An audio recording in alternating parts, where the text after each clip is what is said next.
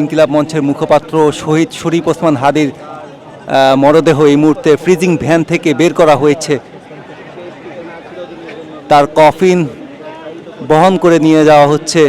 আমরা হাসনাত আবদুল্লাহকে দেখছি, তিনি তার কফিন বহন করেছেন।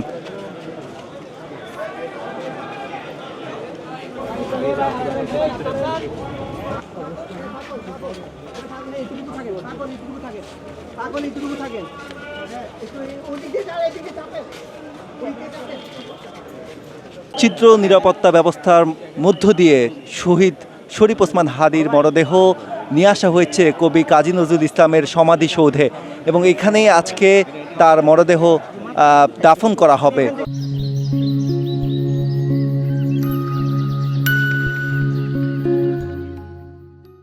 যেমনটি দেখছেন যে কিছুক্ষণ পূর্বেই কিন্তু শরীফ ওসমান হাদির মরদেহ সংসদ ভবনের দক্ষিণ প্লাজা নিয়ে যাওয়া হয় এবং সেখানে তার জানাজা অনুষ্ঠিত হয়।